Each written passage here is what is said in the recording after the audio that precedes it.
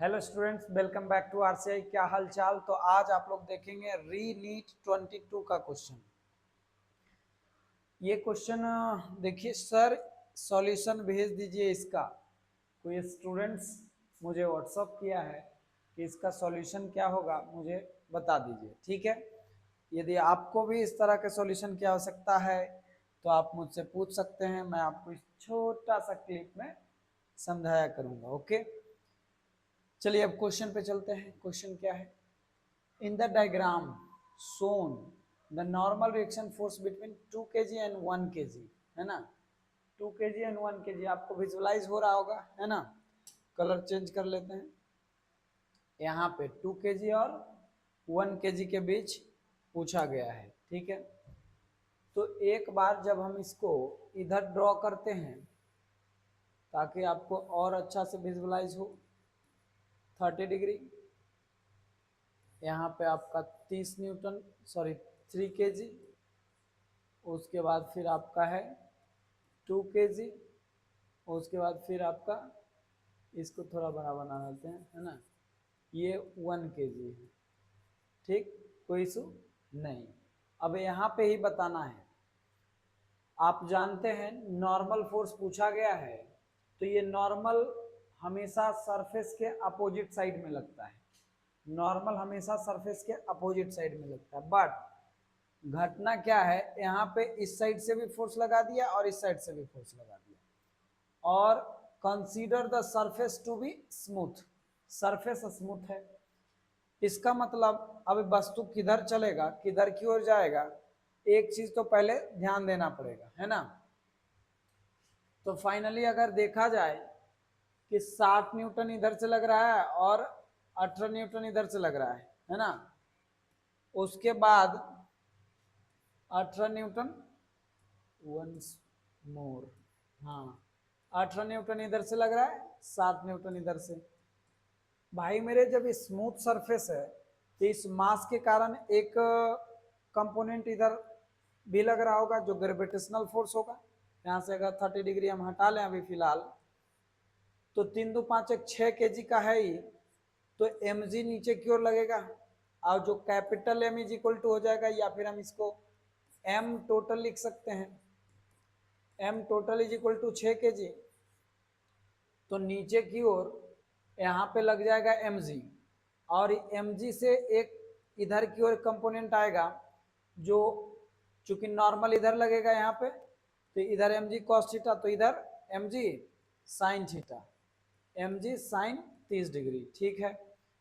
तो इस डायरेक्शन में लगने वाले फोर्स क्या होंगे, क्योंकि सरफेस स्मूथ है तो हो सकता है ये नीचे आएगा या ऊपर जाएगा, पहले पता कर लें, ठीक है। तो अगर मैं यहाँ पर लिखूं mg sin 30 डिग्री, तो mg sin 30 डिग्री से mg 6 और 10 60 sin 30 डिग्री 1/2, तो 60/2 कितना न्यूटन हो जाएगा, 30 न्यूटन। 30 न्यूटन का एक और फोर्स नीचे की ओर लग रहा है इसमें। तो अब हम यहाँ से एक्सेलरेशन देखेंगे, तो इक्वेशन क्या बनेगा कि ये ऊपर की ओर क्या लग रहा है, 60 न्यूटन, इसका अपोज करने वाले फोर्स यहाँ पे 30 न्यूटन, और एक अपोज करने वाला फोर्स 18 न्यूटन। उसके बावजूद ये पूरा यूनिट में कितना 12 न्यूटन का फोर्स लगेगा जो इसको ऊपर की ओर चलाएगा। तो हो जाएगा क्या, 6a, यानी पूरा ए सिस्टम हो जाएगा, ए सिस्टम, ठीक है। ए सिस्टम माने पूरा सिस्टम का एक्सेलरेशन जो होगा मेरे दोस्त, तो कितना हो जाएगा, 60 30 इधर 12, ए बराबर 2 6 दूना 12, 2 मीटर पर सेकेंड स्क्वायर, यानी कि ये 2 मीटर पर सेकेंड स्क्वायर से ऊपर भागेगा। चलिए ठीक है, अब ये 2 मीटर पर सेकेंड स्क्वायर से ऊपर जब भाग रहा है, तो इसको आप देख सकते हो, इसी साइड में कैलकुलेट करते हैं कि अब नॉर्मल बनाना है। तो हम लोग यहाँ पे नॉर्मल के लिए फिर से एक डायग्राम आपको समझ में अच्छा है इसके लिए ड्रॉ करते हैं, ठीक है। ये आपका हो गया 3 kg, ये आपका हो गया 2 kg, ठीक है, और ये 1 kg। अब यहाँ पे पूछा गया है, इधर से 18 न्यूटन लगा रहे हो आप, तो एक नॉर्मल फोर्स यहाँ लग रहा होगा ना। नॉर्मल फोर्स क्या कर रहा होगा, अगर 18 न्यूटन वाले फोर्स इधर लग रहे हैं, और चूंकि जब आप 2 मीटर पर सेकेंड स्क्वायर से जाएंगे तो दो यहाँ पर वाला जो पूरा यूनिट होगा वो नीचे की ओर भी फोर्स लगाएगा। नीचे की ओर फोर्स जो लगाएगा वो क्या होगा, जैसे मैं यहाँ से देखिए, अगर 1 न्यूटन की बात करें तो नीचे क्या लगेगा 1 जी mg से, उसका एक कंपोनेंट इस साइड में अगर लिया जाए तो इस साइड में अगर लिया जाए कंपोनेंट तो हो जाएगा क्या 1 जी साइन 30 डिग्री। चूंकि अब हम बात करें सिर्फ इसका, तो 1 जी 1 kg वाला के कारण इस डायरेक्शन में कितना फोर्स लगेगा 1 जी, तब 1 जी sine 30 degree is equal to कितना होगा, तो जी का वैल्यू 10 साइन 30, तो ये हो गया 5 न्यूटन। तो नॉर्मल क्या होगा, ये 18 न्यूटन लगा रहा है और 5 न्यूटन का फोर्स लगा रहा है, उसके बावजूद 2 मीटर पर सेकेंड स्क्वायर से आगे जा रहा है। तो इसका इक्वेशन आप लिख सकते हैं नॉर्मल -18 का लग रहा है अपोजिट डायरेक्शन में, और एक ये वाला फोर्स 1 जी के कारण लग रहा है 5 न्यूटन का, उसके बावजूद ये चल रहा है 1 इंटू 2 m इंटू ए है ना। नेट फोर्स इसको चलाने वाला फोर्स कितना से चल रहा है, एक्सेलरेशन 2 मीटर पर सेकेंड स्क्वायर से, है ना।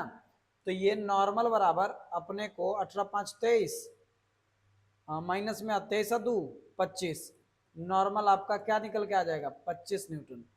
तो उम्मीद है आपको क्वेश्चन समझ आया होगा, कमेंट्स जरूर करिए अगर समझ में आया है तो भी, और नहीं समझ में आया है तो भी कि सर एक प्रयास और किया जाए, इसमें मुझे समझ नहीं आया। बाकी आप आंसर देख लीजिए 25 न्यूटन है क्या जी, तो आपका आंसर होता है सी नंबर, सॉरी 2 है ना, 25 न्यूटन। बच्चा कहीं से क्वेश्चन देखा है ना, आप लोग भी पूछ सकते हैं। Thank you.